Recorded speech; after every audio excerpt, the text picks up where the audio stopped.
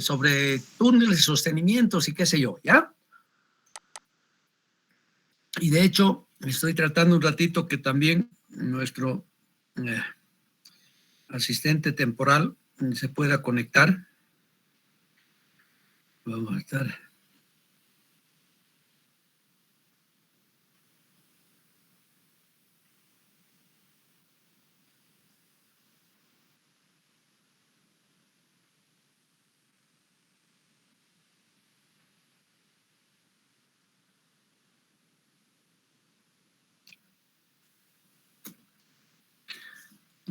¿Ya? Entonces, espero que se pueda conectar.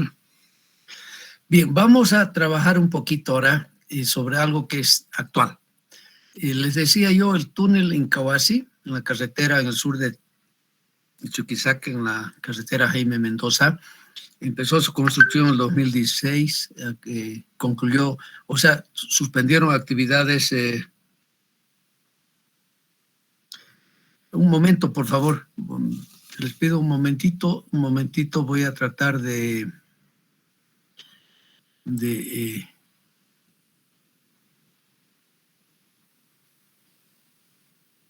enviar un mensaje.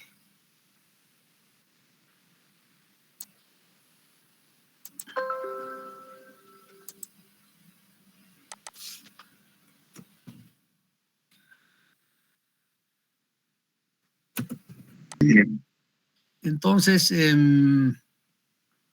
yo continúo, ¿ya? Está bien. Ahora sí, para todos, ¿tienen imagen? ¿Tienen voz?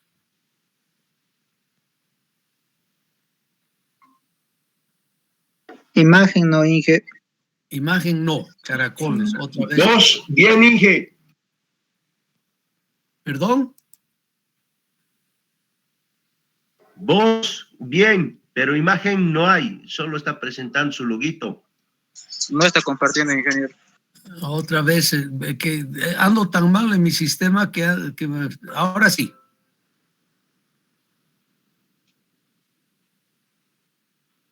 Ahora sí, ¿de acuerdo? Sí, ingeniero. Ya, ok. Además, les digo, nos acompaña también el compañero de ustedes, ya ingeniero, casi ingeniero, Iván González. En una media hora les va a dar, de todas maneras, la guía, ese tutorial para que instalen el programa, empiecen a jugar con el programa y nos vamos a poner de acuerdo el día de hoy para que el día lunes hagamos un ejercicio completo de lo que vamos a hacer ahora en forma preparatoria, digamos, al trabajo que se hace ya para modelar con el programa FACE y ver el sostenimiento que vamos a aplicar a una parte del túnel. Les decía, el túnel en Cauasi hace un momento ha sido construido del 2016 al 2018 y se concluyeron, paralizaron los trabajos debido a que se acabó el presupuesto, aunque ustedes no crean, ¿no es verdad? O sea, faltan estos 200 metros por ser excavados todavía, 200 metros. Bueno, aquí simplemente muestro que hay que tener mucho cuidado.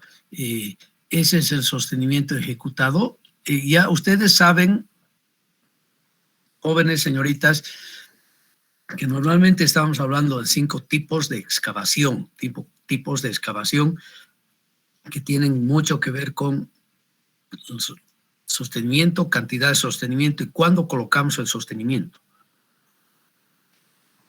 O sea, que aquellas medidas constructivas que nos permiten garantizar la estabilidad de la apertura del túnel, ¿no es verdad? Ok, y es lo que vamos a hacer ahora.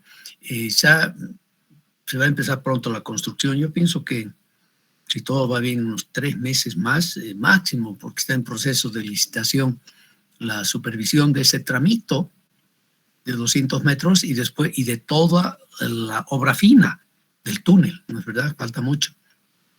Entonces, ustedes van a tener la oportunidad de estar ahí, de participar, de ver el próximo semestre, el próximo a partir de septiembre, yo creo octubre, ya se va a empezar con la construcción del túnel, ese sector que todavía no está completo, ¿de acuerdo?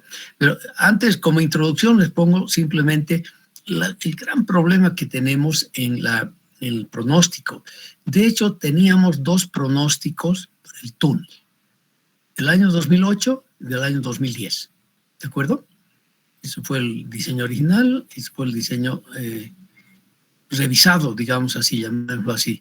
Esto fue hecho por el equipo boliviano, que estuvo a mi cargo.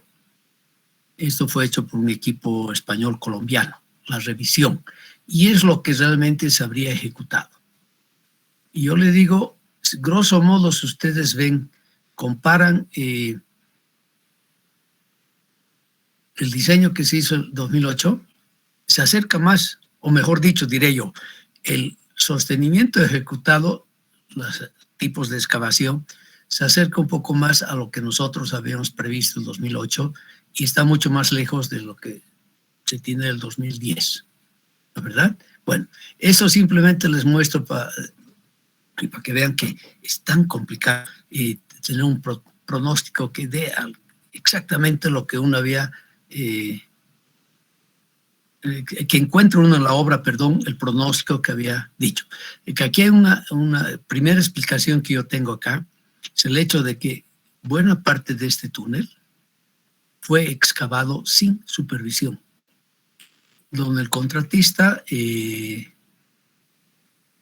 definitivamente se fue a lo seguro, a lo súper seguro, y segundo, porque evidentemente mientras más compleja es el sostenimiento que hay que aplicar con cerchas de acero, hormigón proyectado más, un espesor más grande al hormigón proyectado, pernos de anclaje, etcétera, etcétera, le va mejor al contratista. Si ustedes ven esta primera parte, por ejemplo, nosotros habíamos decidido esa tramificación. El contratista se fue siempre a la inmediata superior, ¿no? Aunque en algunos tramos sí convino y aceptó de que lo que se había predicho originalmente el 2008 era lo correcto, pero no así la revisión. Y lamentablemente el proyecto se licitó con esta tramificación, con la segunda, ¿ya? Bueno, les muestro esto, que es una práctica real, para que vean lo difícil que puede ser. Aquí, por ejemplo, coincidimos muy bien.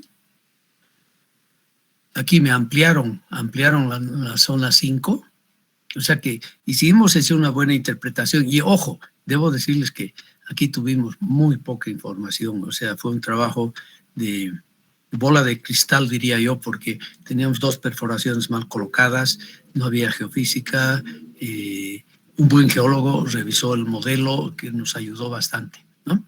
Y ahora nosotros para la zona que falta habíamos previsto un tipo de excavación 3, donde todavía no hay cerchas, pero actualmente se han hecho estudios que espero estén bien. Se ha hecho una perforación horizontal de 200 metros para atravesar toda la zona que vamos a excavar, ¿ya? Y al final resulta que se habla de que tendríamos que tener aquí una excavación tipo 4. Eso es lo que vamos a investigar en este trabajo y vamos a hacer junto después con Iván esa modelación, ¿ya? Y realmente si el sostenimiento que se está preveyendo para la excavación de esos 200 metros que faltan es adecuada o está sobreexagerada o le falta o le sobra, si quieren ustedes, ¿ya? Bien, esa es la sección del túnel que hay que modelar, que hay que estudiar, del túnel de Incahuasi. Y ojo, es totalmente diferente al túnel, a la sección que yo la llamo Bolivia, porque en la revisión los colegas españoles incrementaron aquí una franja que la llamaron de seguridad de 2 metros, 2 metros 10, si no me equivoco, ¿no? Haciendo que la sección sea mucho más grande.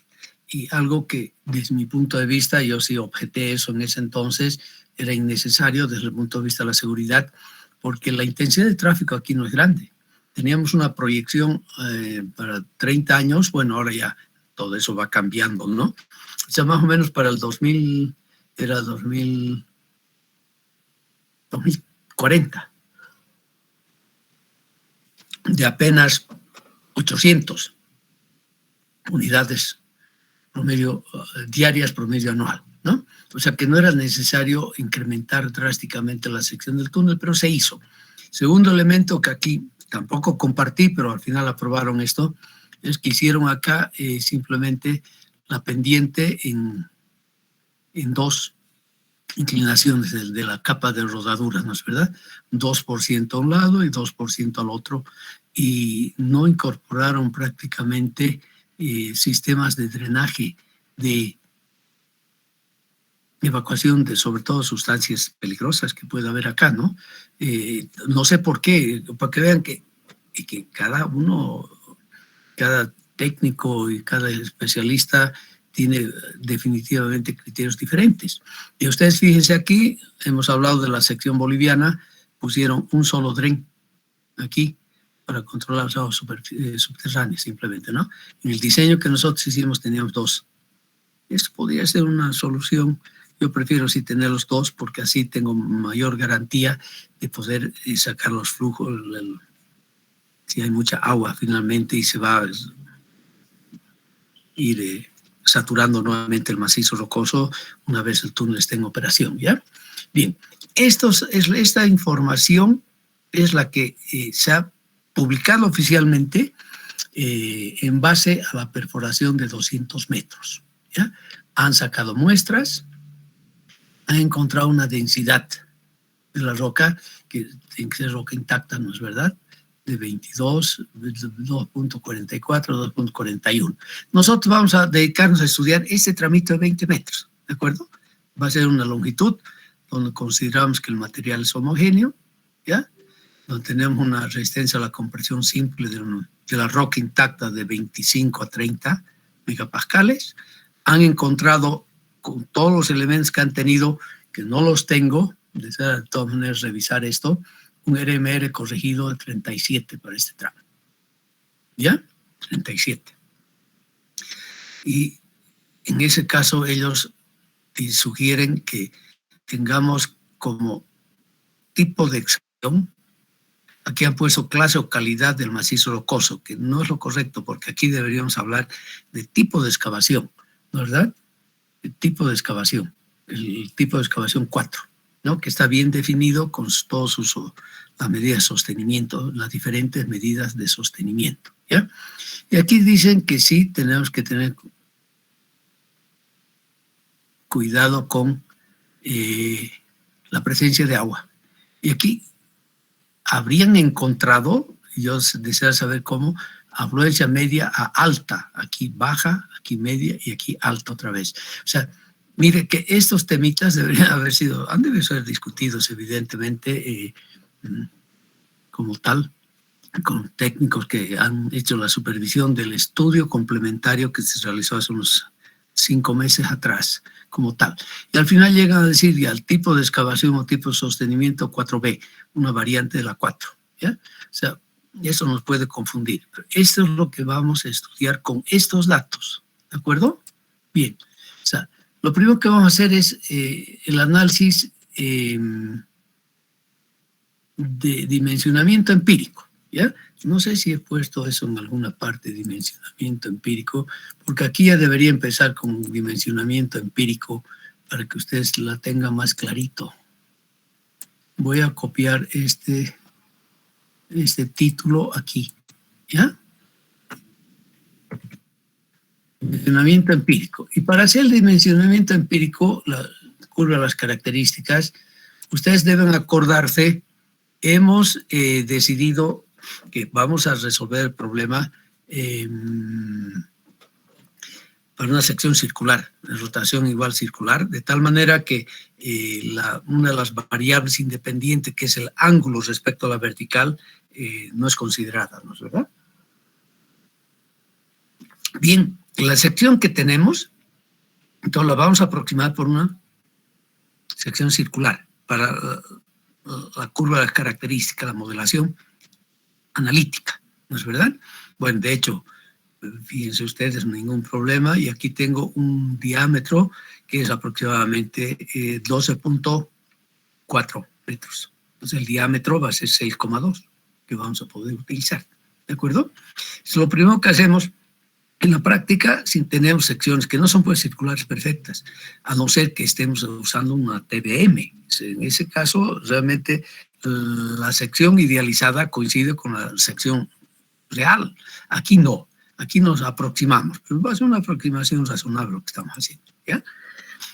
Y vamos a hacer el dimensionamiento empírico, la elección del sostenimiento, aplicando Celada, lo que propone Celada, y después aplicando lo que propone Román, ¿ya? Y aquí un recordatorio del índice de comportamiento elástico. Sabemos que no es nada más que la comparación de la resistencia a la compresión simple del macizo rocoso por la resistencia, por los esfuerzos que se van a dar en tangenciales en las paredes de la cavidad que estamos haciendo. Y aquí se ha usado directamente el resultado del análisis analítico, o sea, en un modelo elástico de Kirch, ¿ya? Para este esfuerzo máximo en las paredes, el esfuerzo tangencial en las paredes, y aquí se ha usado simplemente la formulita de Galera para la resistencia a la compresión simple del macizo rocoso, que es una formulita que da. Acuérdense, tenemos muchas formulitas para calcular la resistencia a la compresión simple del macizo rocoso. Hay muchas empíricas, casi todas son empíricas, incluyendo la fórmula de Hooken-Brown, ¿no es verdad? Y se ha usado acá una para calcular este esfuerzo tangencial máximo. Se ha supuesto un PO, o sea, un esfuerzo inicial, igual al peso específico del macizo rocoso por la profundidad H, y han usado aquí 27 kilonewtons metro cúbico. De ahí sale este valorcito acá de 3.704, ¿ya?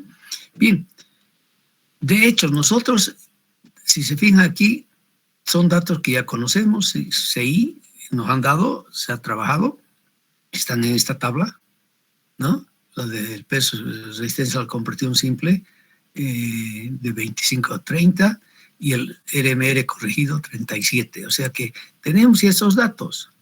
La profundidad en este caso es de, aquí también hablamos acá, la profundidad es aquí que es 311 metros, o sea, lo que llaman los españoles, no sé quién ha hecho esto, españoles o colombianos, últimamente hablan de montera.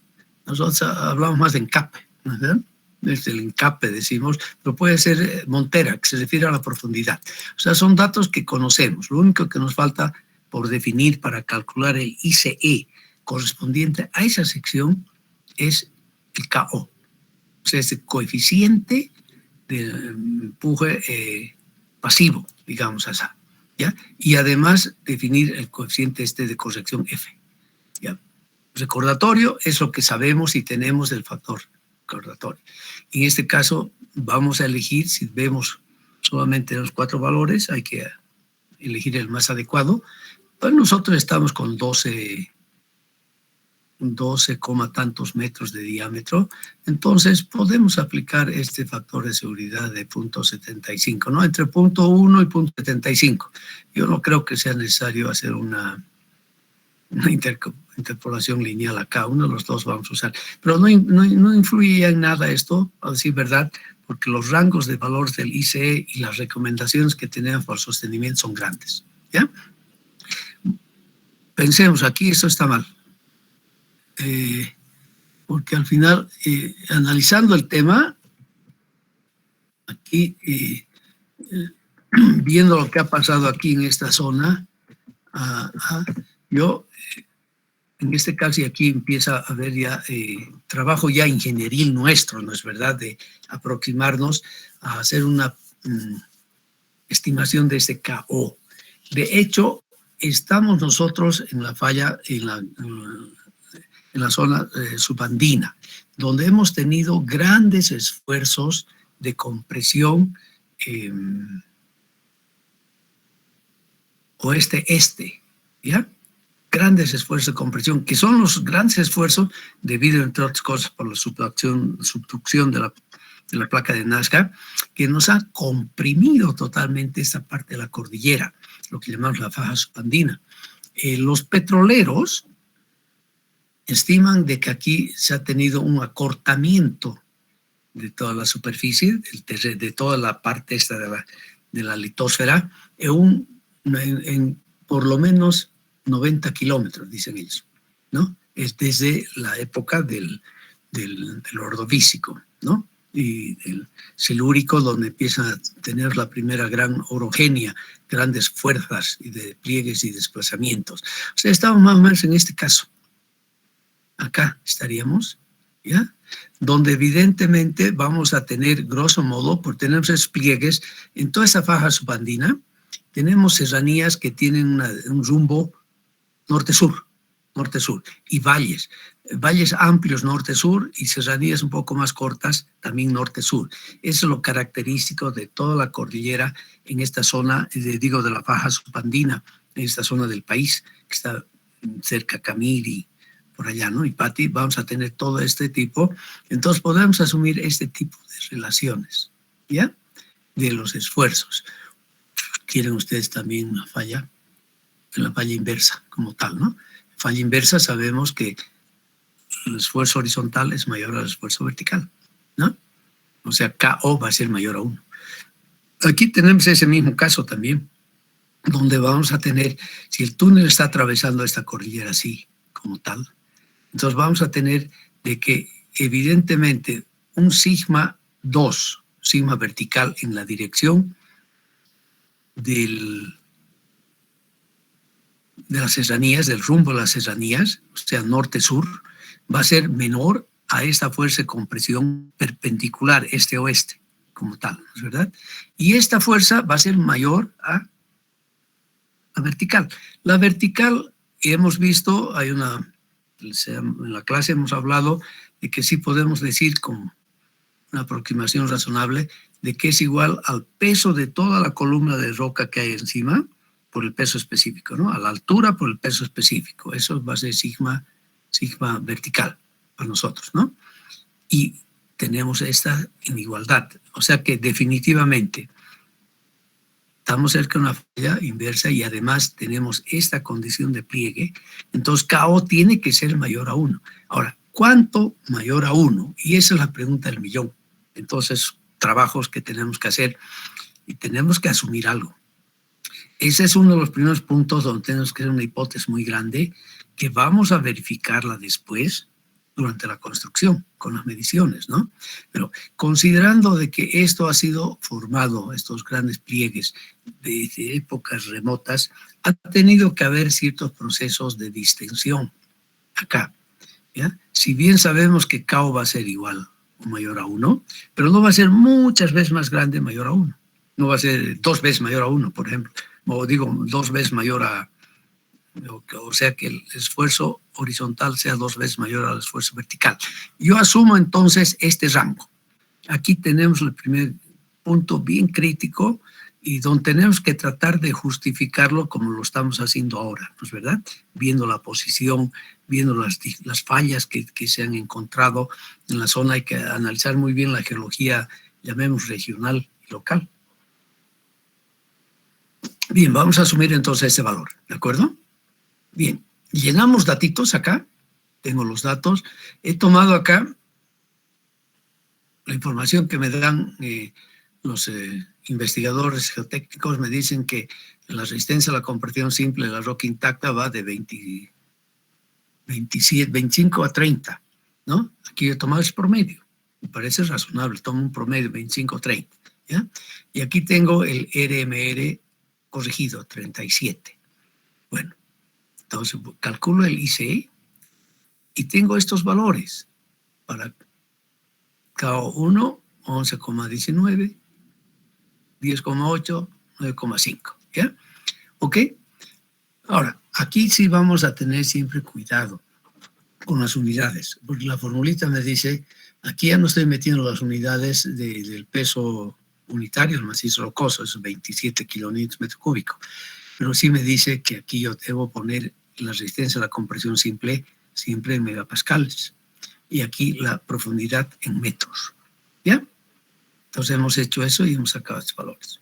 Ahora, yo les pido que hagan su propio ejercicio despuesito y supónganse es como macizo rocoso, pero solamente a 100 metros de profundidad. Creo que va a cambiar radicalmente su KO y por lo tanto también el sostenimiento que se va a necesitar.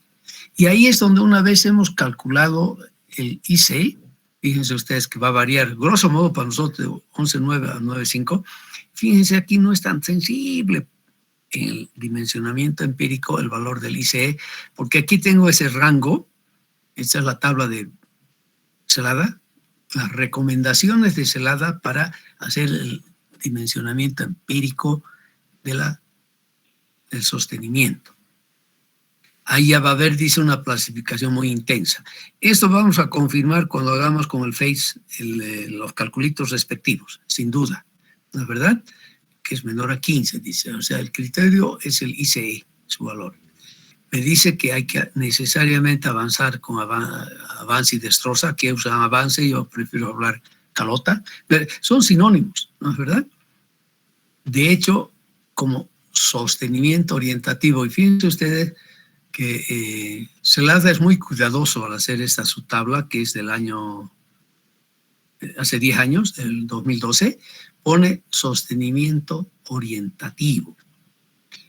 Dice, usemos cerchas H 180 a 1 metro de distancia y aplíquese 30 centímetros de hormigón proyectado. Además, nos pide algo bien interesante que sí tenemos que tomar en cuenta. Dice, las cerchas deben estar provistas de patas de elefante. Enseguida les muestro este concepto para que esté más claro también para ustedes. Y pide un enfilaje o un paraguas pesado también, ¿no? Y además es de la opinión Celada que es bueno hacer un pernos de anclaje o bulunaje al frente, ¿ya? Bulunaje del frente y con micropilotes pide él, con micropilotes de recalce. O sea, tratando de que la obra sea siempre estable, porque es un material pésimo para la construcción de túneles, ¿no es verdad? Nos da además el dato de la convergencia que se puede aceptar y medibles. Aquí estamos en los decímetros. Bueno, eso ya saben, eso es muy bueno. Son buenos datos que nos da aquí, indicadores para, nos vamos a tomar en cuenta al hacer los calculitos, ¿ya? Y el revestimiento casi circular del hormigón armado contra bóveda. ¿Qué quiere decir esto? Que la sección que tenemos, la vamos a tener que, si es así, y aquí hay una contradicción con la sección que nos están diciendo que hagamos, tenemos que tener aquí la contrabóveda y acabarla rápidamente, ¿ya? Donde nos acercamos un poco más a la sección circular, evidentemente, ¿no? O sea que, estrictamente hablando, si tenemos un ICE menos a 15, tenemos que tener el avance, la destroza, y aquí abajo todavía la contrabóveda, como tal, ¿no? Que no estamos tomando en cuenta. Bueno, pero es lo que tenemos. Entonces, el sostenimiento según Celada sería este, ¿no? Cerchas de acero o trillizadas, eso no habla, trillizadas tienen un momento de inercia muy interesante, ¿ya? Yo ya he aumentado esto, con patas de elefante, sin duda. Hormigón proyectado, un H25. Y normalmente no usamos más, los españoles a veces usan H30, incluso en algunos proyectos H35, los europeos. Pero para nosotros es muy difícil obtener en práctica un H30. Pregunta del millón. Y ya no quiero, pero si no lo va a tener que preguntar Espinosa, si fuera necesario. Pero a otra persona. ¿Está Vega Fernández en clases? Sí, Inge, aquí estoy. A ver, ¿qué significa ese H25? H25 que tiene que tener una resistencia característica de 250 kilogramos fuerza sobre centímetro cuadrado o 25 megapascales. Característica, ¿no? Muy bien, Vega. Usted sí que está al día. Es la resistencia característica, pero no kilogramos, por favor, ¿ya? Por lo menos dígame kilogramo fuerza. Kilogramo fuerza, Inge, kilogramo fuerza. Que mejor es que se acostumbre como ingeniero moderno del siglo XXI, a decir 25 megapascales. ¿Qué sinónimo, no? Dije ambos, dije. No, que poco a poco tenemos que ir cambiando el chip en nuestra cabecita y tratar de empezar a usar lo que dice la norma boliviana, la 399, ¿ya? Muy bien, gracias, Vega, muy bien. Entonces, esta es la resistencia a la compresión simple característica del hormigón a los 28 días. Ahí mantenemos esos famosos 28 días que ya vienen desde hace mucho tiempo y se lo mantiene, ¿no es verdad? Y un espesor de 30 centímetros. A ver, Vega, complemente nomás para que ponga plus en mis anotaciones. ¿Cuál es más o menos la cantidad de cemento que necesito para un hormigón de este tipo? Por metro cúbico. Para H25, si no mal recuerdo, es 350 kilogramos de cemento por metro cúbico. Pero para el hormigón proyectado debe ser algo más, Vega. ¿Ya? Es algo más. Hormigón proyectado, normalmente ya estamos encima de los 400, 420. Porque se pierde y, bueno, es la experiencia que tenemos ahorita, ¿no? Necesitamos un poco más. Piensen ustedes lo difícil que es para el contratista que no tiene experiencia de definir bien su precio unitario del hormigón proyectado, ¿no? Porque necesitamos más hormigón. ¿Por qué? No sé, con el cemento que usamos acá y el cemento que fabricamos, tenemos que usar más cemento para lograr este tipo de resistencia a la compresión simple en el hormigón proyectado. No es un hormigón, lo proyectamos, y hemos hablado de eso en la clase, por medio del método húmedo, ya no seco. En mi época todavía usábamos método seco, que era una polvadera tremenda, donde se hacía la mezcla, cemento árido, y se incorporaba el agua recién en la boquilla, que venía con aire a una gran velocidad, por la velocidad con la cual se aplica el hormigón proyectado es grande, como tal, ¿ya? Ok, nos piden pernos de anclaje en el frente, enfilaje en la clave, en la parte superior, ¿no es verdad? Aquí no considera celada, hay que tener cuidado, no considera una malla electrosoldada y tampoco considera que sí se recomienda, y yo en este caso sí aplicaría también, una malla electrosoldada, un diámetro barras de 6 milímetros, un cuarto, cada 15 centímetros, como tal, por lo menos una malla. La definición que estamos usando ahora, Iván estaba estudiando eso, estaba hablando de poner 2 mallas, un poquito exagerado también, ¿no? Bueno, Juan Seguro es Juan Seguro, pero Juan Seguro cuesta plata, alguien tiene que pagar, ¿no?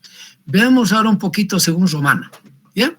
Según Romana, de hecho, no tengo que corregir nada más, porque estoy con un RMRC de 37, ¿no?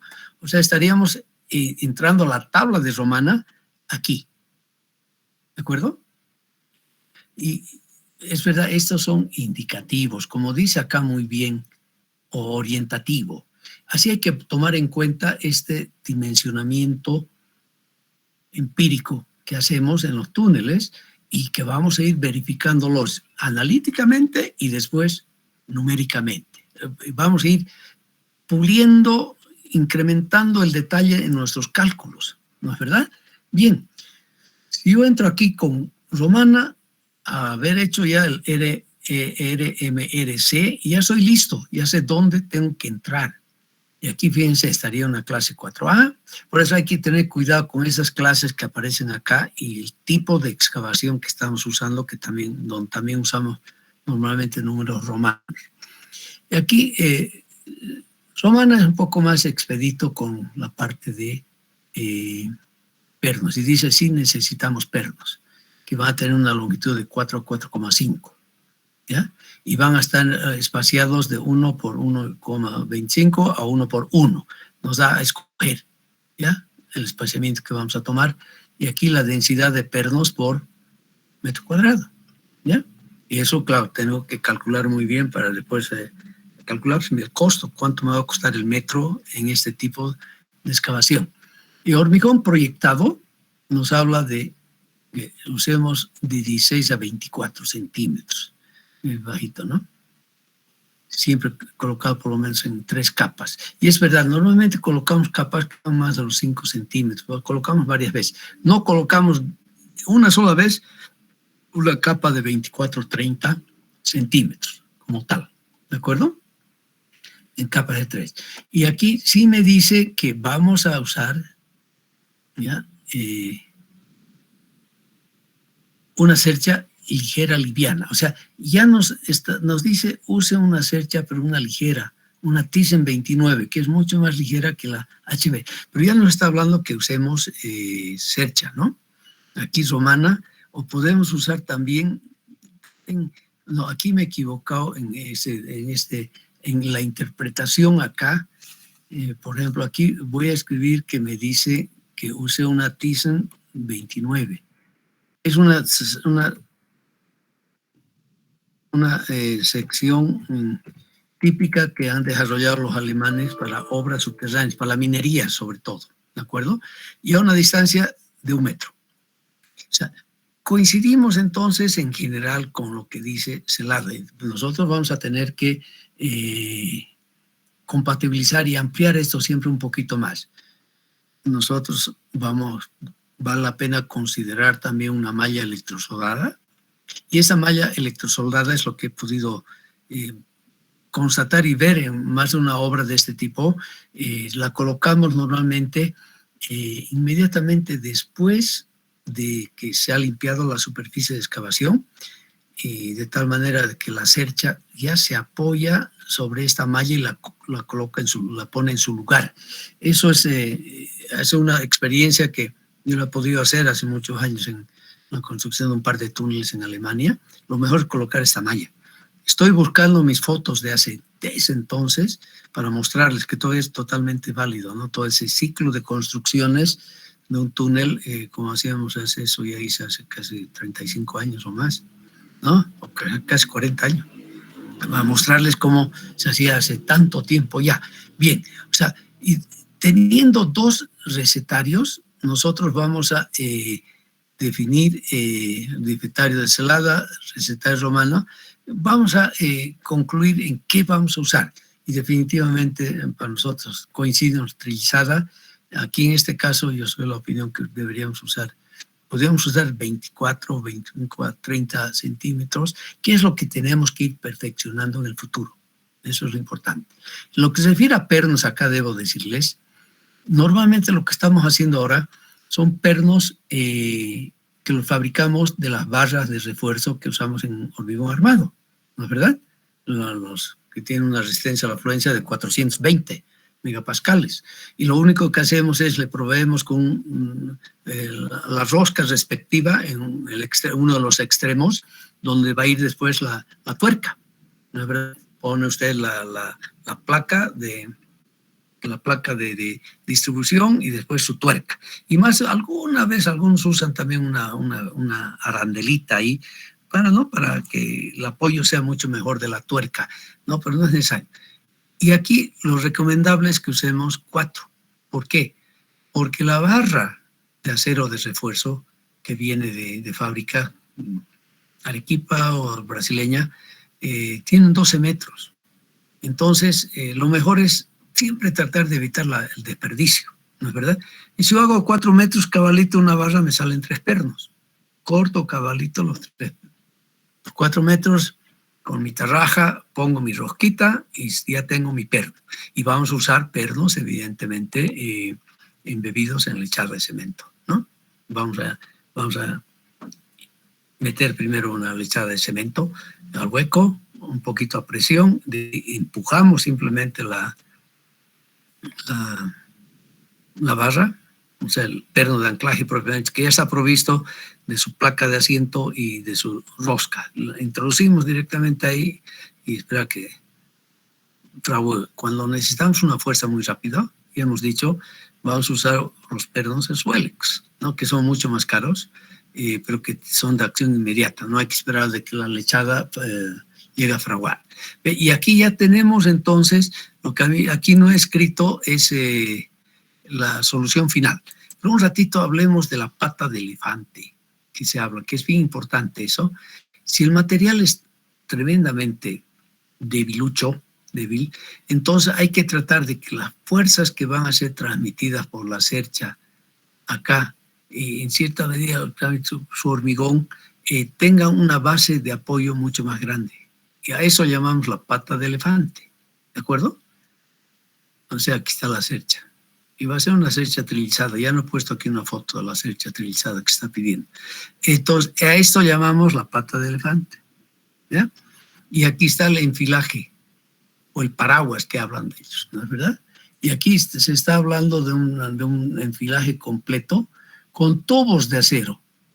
Tubitos de acero que tienen que tener de 4 pulgadas, de 100 milímetros, ¿no es verdad? Bueno, que resulta un chiste caro. Más de una vez ha resultado, yo he aplicado eso, hemos construido, además, usando directamente también barras de 32, barras de acero de refuerzo de 32, porque eso me sale carito, ¿no? Tengo que usar tubos de acero con una fluencia de 365 megapascales, ¿ya? Con de 4 pulgadas, ¿ya? Y longitud 12 metros me pide, ¿no? O sea, claro, voy colocando, haciendo una sobreposición de 3 metros más o menos, ¿no? 12 metros meto y a los 9 metros vuelvo a poner el otro enfilaje o paraguas que vamos a hacer aquí. Nuevamente aquí nos limitamos a tomar aquí un poquito exagerado ácido, a tomar aquí un ángulo total aquí de 120 grados, suficiente, ¿no? Para dar esa estabilidad a esta parte superior cuando estamos en excavación, antes de haber colocado totalmente el hormigón proyectado, que va a ser el elemento principal de mayor resistencia de este sostenimiento como tal, ¿ya? O sea, tenemos entonces 2 elementos adicionales a lo que no está, aunque está anotado en celada, la pata elefante, pero ese otro elemento que sí es importante. Y esto normalmente sí usamos cuando estamos ya con RMRC, que están por debajo de los 40, ¿no? Ya se tiene que tener ya un enfilaje, eso es verdad. Que no dice claramente la recomendación de Romana. Fíjense ustedes que son experiencias diferentes. En este caso estoy hablando de 2 españoles, ¿no? Aquí sí dice, podríamos usar eventualmente placas Bernhardt, unas placas perforadas que usamos, que vienen ya con una forma determinada y que las colocamos inmediatamente después de haber hecho la excavación, antes de colocarse la cercha como tal. Cercha sí necesitamos una cercha, es verdad, ¿no? Y bueno, y aquí viene el paraguas, que sin duda sí tenemos que utilizar. En el caso Romana también, igual que en el caso de Celada. ¿Listo? O sea, con eso tenemos el dimensionamiento empírico. Bien, para el cálculo analítico usamos el método de las curvas características, ¿no es verdad? O sea, vamos a usar el Hook-Brown generalizado, y como vamos a usar el programita Rock Support, en este caso no necesito linearizar, ¿ya? Este es el Hook-Brown generalizado, que tienen que tenerlo bien en su cabecita. Eso sí, tienen que conocer como repiten el criterio de rotura Moore-Coulomb, tienen que repetir también muy bien, conocer, hay que memorizar. Y la práctica hace que uno memorice, ¿no? Y las expresiones para estos coeficientes del macizo rocoso están en función del GCI. O sea, yo necesito el GCI, ¿no? ¿Y cuáles son los parámetros en nuestro caso? El RMRC nos han dicho que es 37, eso ya se hizo antes. Es lo que me falta datos, nos falta datos en este momento para verificar que sea 37. Y como se ha hecho la perforación, se tienen los testigos, de ahí ya podemos tener una muy buena idea del grado de fracturamiento que hay. O sea, vamos a poder sacar bien el RQD, vamos a poder sacar bien el S, aunque hay que imaginaros también cuáles son las separaciones de las otras discontinuidades, porque aquí por lo menos tenemos 3 familias de discontinuidades. La resistencia a la compresión simple, roca intacta, tomar el promedio, ¿no? De 27 y 30, 20. El MI es una roca arenisca, esta joven. Esta es más o menos carbonífera, devónica, carbonífera, y va a estar en el orden de los 15 a 17 el MI. Aquí siempre tenemos también que asumir valores de la tablita de Hook, porque no tenemos la capacidad de hacer ensayos triaxiales todavía en Bolivia, en rocas, ¿no? Lamentablemente. Y voy a asumir un trabajo mal hechito, de 0.8. ¿ya? Y si estuviera una voladura perfecta o bastante bien hecha, podría ser 0.5. Y para TBM, aquí incluso yo diría, ¿sabes? Calculitos, y esto, Iván, como vamos a meter esto en el programa, veamos qué tomamos, ¿de acuerdo? Ya, ingeniero, sí. Pero aquí más o menos nos damos, y aquí normalmente cuando escribimos ya el informe, explicamos por qué vamos a tomar 0.5, 0.8 o finalmente hacer el cálculo. Además, no nos vamos a olvidar que vamos a usarlo solamente en el macizo rocoso alrededor de la cavidad, cuando ya esté modelado eso, que no es más ancho que la mitad del diámetro correspondiente. Ahí usamos podemos usar 0.5, 0.8, eso hay que ver un poco, pero más allá, todo lo demás, todo el material, estamos considerando todavía vamos a considerar un macizo homogéneo. No vamos a entrar a ver un macizo heterogéneo con distancias diferentes, aunque el FACE también nos permite hacer eso, ¿no es verdad? Ustedes van a seguir después jugando, aplicando todo esto, de tal manera que tengan un mejor dato para las cosas. Parámetros, ve aquí faltó sus acentos, ahora sí, está un poquito mejor. Y aquí vamos a usar esta formulita básica que ya recomendaron Wieniawski y Hooke hace muchos años. Tenemos ahora en la literatura un montón de otras formulitas que relacionan el GSI con el RMR, corregido en este caso, ¿no? Les restamos 5 y ahí tengo el GSI para nuestros calculitos, para sacar todas sus variables, ¿ya? Para el módulo de deformación, repetimos esto un poquito más, fíjense la gran dispersión que tenemos, ¿ya? ¿Y qué valor voy a usar? ¿Qué formulita voy a usar? Caramba, hay un montón de formulitas, tenemos una lista de 6, 8 formulitas, ¿no es verdad?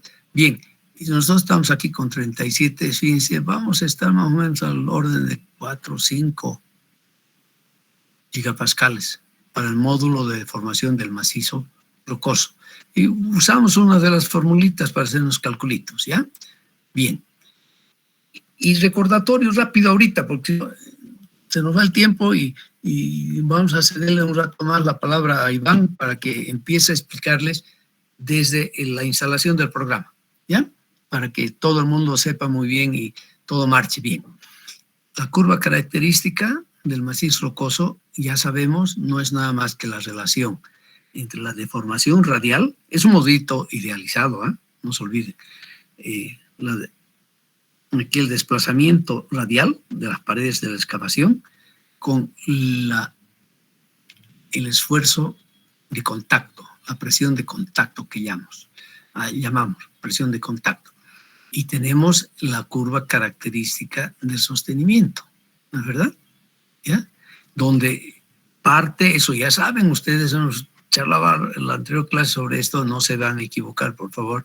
Tenemos que definir primero la convergencia que se da antes de la aplicación del sostenimiento. Por sostenimiento yo no lo coloco exacto en cuanto hago la excavación aquí, ¿no es verdad? Es después de que ya se ha relajado, hay todo un efecto de distribución de esfuerzos tridimensional alrededor de la cavidad. Entonces tenemos que calcular este valorcito, ¿no? Podemos hacerlo con Panet, con la formulita Panet, o usar las formulitas del griego, Vladochopoulos o algo así, ¿ya? Y vamos a calcular su K, su coeficiente de rigidez, para tener la curva característica del sostenimiento. Y no se olviden, donde se intersectan las dos curvas es el punto de equilibrio, es la presión de equilibrio, ¿no es verdad? Es la presión de equilibrio, porque el esfuerzo que aplica el sostenimiento sobre la roca es lo mismo que acción menos reacción, que lo que resiste, si quieren ustedes, el macizo rocoso, o a la inversa, ¿no? Si quieren ustedes. La presión que ejerce el macizo rocoso sobre el sostenimiento tiene que ser igual a esa presión que soporta el sostenimiento, tal vez mejor decirlo así, ¿ya? No voy a hacer el análisis aquí numérico poniendo un montón de formulitas, aunque seguramente voy a tener una clase más con ustedes para hacer manualmente el calculito de UDE y hacer una resolución gráfica analítica de las curvas de las características. Vamos a usar directamente el programa Rock Support. Yo hubiera deseado que ya lo tengan instalado. Yo no les voy a presentar ahorita el programita Rock Support, que es de un uso muy cómodo, porque en la computadora que estoy usando ahorita no tengo los programas lamentablemente instalados, y mi computadora grande, o sea, la ingenieril, digamos, está más loca, está mal, algo ha pasado. No tienen que reinstalarme totalmente la máquina, puro virus y qué sé yo, o sea, una lástima. Pero sí les voy a mostrar ahorita la aplicación del programa Rock Support. Una pregunta, Iván, ¿usted encontró también de dónde conseguir el Rock Support? En ese archivo que mandé hay ese programa. Está también, o sea que se lo puede bajar, y los muchachos pueden bajar también de ahí. Sí, ahí está. Excelente, excelente. Por favor, entonces, como ahorita ha sido Espinosa, que tuvo la gentileza de volver a remandar, y creo que ya lo tienen todos ustedes, y muchos de ustedes se han instalado su el Face, ¿no? Tengo entendido, ya han logrado instalar. Había pocos que tenemos para introducir datos en el Rock Support, ¿de acuerdo? Ustedes cuando abran el Rock Support, me piden radio del túnel, nosotros estamos con 6,2, ¿no es verdad? Y van a introducir estos datos para ver qué les sale, por favor, ¿ya? El esfuerzo PO, esfuerzo in situ, va a ser entonces la multiplicación. Si ustedes apretan acá en el programita, les va a salir y les pide el peso unitario del macizo rocoso y la profundidad, la cobertura o la montera que dice. Yo he introducido aquí, y eso hay que tener mucho cuidado en las unidades, hay que meter el peso unitario, peso específico, en megapascales. O sea, yo he metido aquí 0.025. O sea, he considerado que es roca joven, roca que es devónica carbonífera, o sea, tiene un peso unitario que está en el orden de ese macizo rocoso de los 25 kilonewtons metro cúbico. O sea, voy a introducir acá, cuando apriete acá, introducir en megapascales, son 0.025, ¿ya? Y la profundidad de 311 metros. El módulo de Young de la roca intacta, aquí se está usando la formulita de Dieterich, donde necesito el módulo de Young de la roca intacta para calcular el módulo de formación del macizo rocoso.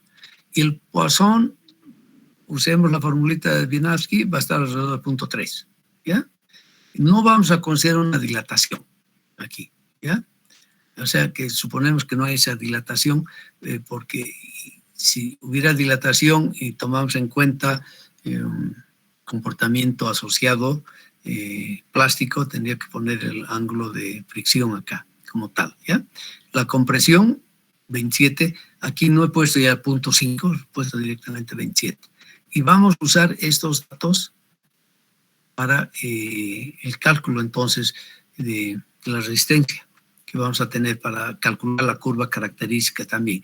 Fíjense ustedes entonces que con este programa simplemente metimos datos y con eso se acabó. Yo puedo elegir si voy a meter el GCI, el MI y el D, o también ya los valores calculados, ¿no? Claro que lo mejor es meter ya los valores básicos, ¿no? Tengo de GCI 32. Aquí he colocado el límite inferior del MI, podría ser también 16 o 17, no hay mucho problema. Y he puesto aquí un D de 0.5, ¿ya? Acabamos de charlar que podría estar de 0.5, 0.8, es lo que hay que ver. Y aplicación, esto está dentro. Después entro ahí mismo y aquí voy a tener como primer resultado en la curva característica con el programa. Esa es la ventaja. La negrita, o no sé si es negrita, las dos son del mismo color. Esta curva inferior se refiere a la condición del macizo rocoso sin ningún tipo de reducción de valores geomecánicos del macizo rocoso. Y a largo tiempo podemos estimar que va a ser esta la curva característica, suponiendo que voy a tener una degradación de la resistencia del macizo rocoso de un 30%. Usted elige eso también en el programa, ¿ya? ¿Cuánto? Yo soy de la opinión que el 30% ya me da una buena, para a largo plazo, a muy largo plazo, ¿no? de lo que va a ser la curva característica de ese macizo rocoso, después de muchos años por la presencia de agua, la presencia de aire, los procesos de todas maneras que se dan, sobre todo químicos, en las rocas intactas y en el relleno de las discontinuidades. Una vez hecho eso, tengo en el programa Rock Support introducimos directamente los diferentes elementos de sostenimiento que vamos a tener. Primero voy a hablar de las cerchas de acero, donde aquí tengo a elegir, claro, aquí no puedo mostrarles, tenemos a elegir varias cerchas, la Thyssen alemana, el H tradicional y las cerchas trillizadas.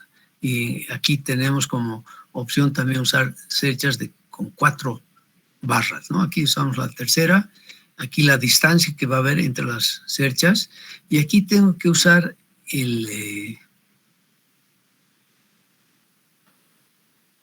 la distancia entre las barras que están formando la cercha trillizada. En este caso, el programa está por default, solamente nos acepta 2 medidas. Aquí yo he puesto la 1.40, me pareció razonable, pero normalmente intentamos jugar, ¿no? Hago con la 2.20, después con 1.40 y veremos qué va a salir. La sección depth, aquí, o sea, aquí esta es de casi, 19 centímetros hasta 30, y el peso que tendría por metro lineal. Y es una de las grandes ventajas de usar ahora la cercha trillizada, porque es liviana. Las otras cerchas son muy pesadas, muy costosas, ¿ya? Y aquí tengo que definir claramente cuál va a ser la distancia que vamos a colocar el material. Yo he puesto aquí 0.2 metros porque estoy muy cerquita, incluso debería poner hasta 0.1 porque estoy casi pegado. Cada excavación la hacemos de 1 metro y enseguida colocamos la cercha. Pongo la malla y irán la cercha directamente, que me ayuda a tener una sección muy uniforme, además del túnel cuando se usa cerchas, ¿no? Es una especie de costilla, si quieren ustedes, ¿no? La que les he mostrado una de las fotos ahí, una excavación de ese túnel en Galicia, cuando les mostraba la cinta para medir las convergencias, ¿no? Se nota claramente ahí las cerchas que están después recubiertas, evidentemente, con hormigón lanzado. Coloco, aquí tenemos 3 posibilidades de definir la instalación del sostenimiento, el inicio, ¿no? O la distancia al frente del trabajo de excavación, o una convergencia determinada en porcentajes, o un desplazamiento absoluto. Puedo elegir entre estas 3. Yo he elegido esta entonces, ¿ya? Hacemos lo mismo para el hormigón. En este caso, fíjense usted, yo he tanteado un poquito y al final no me he ido a 24 ni me he ido a 30, como es el dimensionamiento empírico, se me ha ido solo a 150, que para mí en este caso va a ser suficiente. Ojo, hay que tener cuidado acá porque lo que está por default en este programa nuevamente es una resistencia muy alta de 35. Tal vez en ese caso voy a tener que compensar y subirme a 30, ¿no? Y finalmente los pernos de anclaje, que no estaban considerados en Celada, sí están considerados en Romana como tal. Y en lo general, usamos barras de 25 milímetros, 1 pulgada, ¿ya? Y voy a suponer el distanciamiento de 1,5 por 1,5. Aquí podemos jugar un poco también, ¿no? 1,2, 1,3. Vamos jugando como tal. Y la ventaja es que sí, aquí tengo una paleta de oferta un poquito más grande de los pernos, donde aparecen también los exsuelos, ¿no? ¿De acuerdo? Hasta barritas más delgaditas que no usamos. Y barras de fibra de vidrio tampoco estamos usando, ¿ya? Pero aquí tenemos y en cada uno de ellos siempre ponemos a qué distancia estamos colocando. Por ejemplo, aquí he hecho algo mal. Así es verdad, porque los pernos de anclaje los coloco después, más atrás, ¿ya? Puede ser después de 1 metro, 2 metros, para no perjudicar la excavación que estamos haciendo como tal, ¿ya? Y aquí este hormigón debería ser más bien 0.1, ¿ya? Pero ahorita no puedo cambiar ya porque son imágenes simplemente estas, ¿ya? Y así encontramos entonces directamente el programa me va a definir la curva característica de todo ese sostenimiento que hemos colocado. Y bueno, aquí va a ser constante. Suponemos que va a haber un comportamiento lineal elástico, ideal plástico, ¿no es verdad? O sea que aquí ese es el valor crítico de rotura de todo ese sostenimiento que hemos introducido. Este puntito me está dando la P de equilibrio, ¿ya? Instantánea a corto plazo y este punto a largo plazo. Aquí está ese valor respectivo. Y el programa directamente me compara estos valores, ¿ya? Para sacar el factor de seguridad. Me da finalmente el desplazamiento final, fíjense ustedes el resultado, y un factor de seguridad 1.97, que todavía está alto. Podríamos bajar, optimizar un poco más ese sostenimiento, ¿no? Y un factor de seguridad a largo plazo de 1.45. Bueno, esto, si fíjense ustedes, tenemos que manejar siempre estos dos. Yo me quedaría nomás con este sostenimiento que he hecho acá, porque ese factor de seguridad 0.45 a largo plazo me parece razonable, casi 1.50, ¿no es verdad? Y más los desplazamientos absolutos. Y ahí acaba el trabajo analítico. Y aquí, con todos los resultados que hemos podido sacar acá, vamos a correr la parte ya numérica, que es el próximo paso en un diseño normal de un túnel. En ese sentido, yo voy a cederle la palabra caramba, estoy apretando a otra parte, a Iván, para que él les pueda exponer. Iván, tome la pantalla, por favor. Ya, ingeniero, la idea que yo